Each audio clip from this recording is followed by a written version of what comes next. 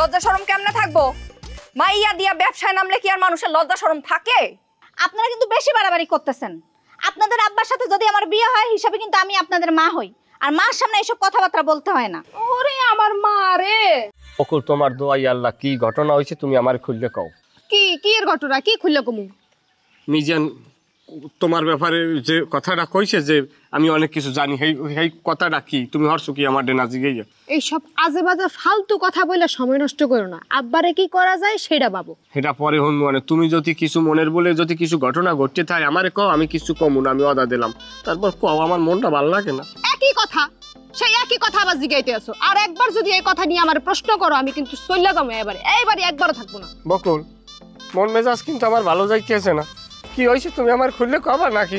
শোনো, বউয়ের ব্যাপারে যদি মানুষ আজে বাজে কথা বলে ওইসব কথা কানে নিতে হয় না, বুঝছো? বউরে বিশ্বাস করতে শিখো। বিশ্বাস তো আমি করতেই আছি, একাল কিছু যদি না যদি ঘটে তাহলে কিন্তু কিছু ঘটে না। কওয়াস কি তুমি আমার এখন সময় আছে? আমি কিচ্ছু জানি না, তুমি মিজান্নের যায় জিগাও। মিজান্নে কি দেখছে কি কয়, হ্যাঁ মিজান্নের যায় জিগাও, আমার জিগাইও না। এটা যদি আমি মিজান নিয়ে জিগাই হলে আমি তোমারটা জিগাইলাম কি? সাথে থাকলে 7 বারে কোকা কোলা 2.5 লিটার এখন 99 টাকা ও 2 লিটার 110 টাকা। আবার সেই একই কথা, সেই জ্ঞানা পেশাল নিয়ে তুমি আবারও জিজ্ঞেস করতেছো আমারে। শোনো, তোমার সাথে এত পেশাল পারার সময় আমার নাই। আমি এখন ওই মাইয়ার বাড়ি যাবো, আমার সময় হয়ে গেল।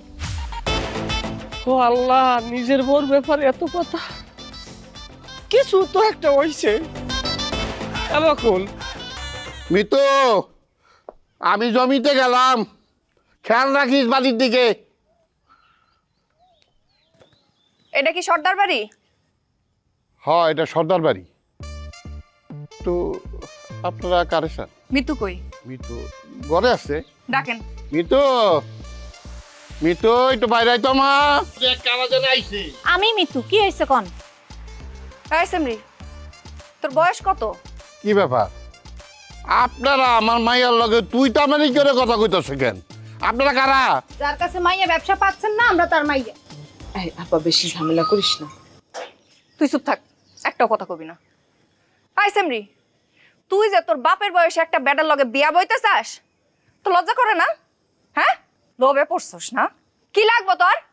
টাকা পয়সা লাগবো নাকি জমি জিরাতের লোভে পড়ছস? কথাবার্তা ঠিক মতো বললেন কিন্তু। আইসে কথাবার্তা ঠিক মতো কইেন। বউ দাঁড়ায় আছিস কেন? চল, চুলো মুড়ি ধরি। এই সাবধান সাবধান, আপনার তো কত বড় সাহস! আপনারা আমার বাড়িতে আইসা ঝামেলা পাকাইতেছেন। হ্যাঁ, আপনারা কি জানেন আপনার বাবাই বইলা গেছে যে কেউ যদি আমার বাড়িতে আইসা ঝামেলা করে আমার মাইয়ার লগে আমার লগে, তাহলে তারে ফোন করতে গেছে তাড়াতাড়ি। কি ফোন করুম করুম তারে ফোন?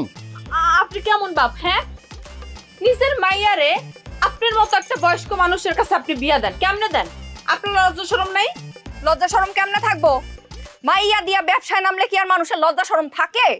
আপনারা কিন্তু বেশি বাড়াবাড়ি করতেছেন। আপনাদের আব্বার সাথে যদি আমার বিয়ে হয় হিসাবে কিন্তু আমি আপনাদের মা হই, আর মার সামনে এসব কথাবার্তা বলতে হয় না। ওরে আমার মা রে, বুড়ো বেটাটা বিয়ে করার স্বাদ একবার মিটাই দিবনি। এই আপা এখানে বেশি ঝামেলা করিস না, পরে আব্বারে জানা দিব, আর আব্বা জানলে আমার উপর খেপবো। যা কর মুখে ক, মারামারি করার দরকার। তুই চুপ থাক। আমরা কি এখানে কোনো অনার্য দাবি নিয়ে আইছি? এই বাপ বেটি মিলা আমাগো বাপরে ফাঁসাইছে, আমাগো লগে অন্যায় করতেছে এরা। এই বাপ বেটি শুনেন, আপনি গড়ে শেষবারের মতো ওয়ার্নিং দিয়া যাইতাছি, ভালো হইয়া যান। আমার বাপের রাস্তার থেকে তুমি সইরা দাঁড়াও, হ্যাঁ? নাইলে কইলাম বাপ বেটি দুইটারে খুন করে একদম গাছের সাথে লটকায় রাখবো। লটকে রাইখা গ্রামের মানুষেরা দেখামো বুড়া বেটারে বিয়ে করার পরিণতি। শোনেন, আপনারা আসলে কিছু মনে করেন না, এই কাজগুলো কিন্তু সত্যি সত্যি করা হইব, এই জন্যই কইতেছি। এই চল। দাঁড়ান, যাওয়ার আগে একটা কথা শুনে যান। আমি কিন্তু আপনার বাপরে বিয়ে করব, পারলে আপনারা ঠেকায়েন। আব্বা, তুমি তোমার কাজে যাও। যত সব। তোর 20 দাঁত যদি না ভাঙছি না, চল।